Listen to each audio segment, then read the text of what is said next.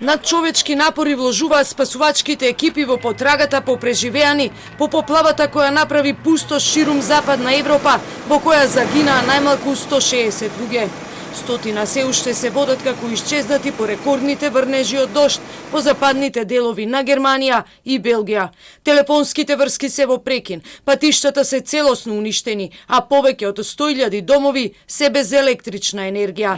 Војската ги расчистува патиштата и ги отстранува превртените возила со надеж дека можеби во некој од нив ќе најде некој преживеан.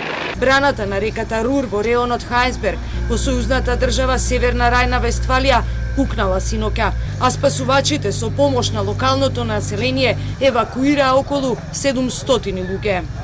Die Sache hier ist sehr tragisch. Wir haben jetzt gerade viele aus dem Altenheim rausgeholt, die jetzt evakuiert worden sind. Seit heute Morgen, beziehungsweise seit gestern, ist das hier schon Katastrophe. Heute Morgen wird es immer schlimmer. Ich weiß nicht, wo das Ganze noch enden soll.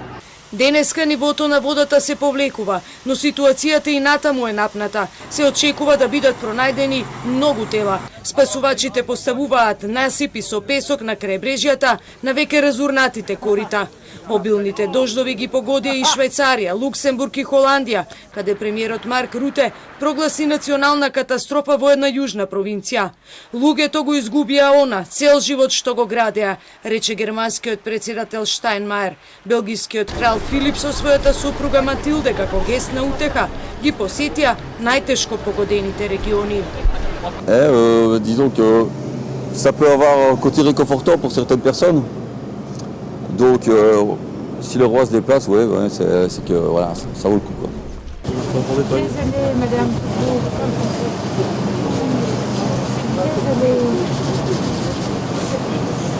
C'est pas grave, ça va aller. Oui, je me doute. Домови во кал и вода, уништени човечки животи. Жителите на германското село Арлов се обидуваат да спасат барем дел од покукнината по разорното невреме. После денови неповолни временски услови сега сите се загрижени за долгорочните економски последици за уништените домови и фирми. Ни солзи раскажуваат како се случило пребрзо. You don't expect people to die in a flood in Germany. You expect it maybe in poor countries, but you don't expect it here. But it was all too fast, too quick.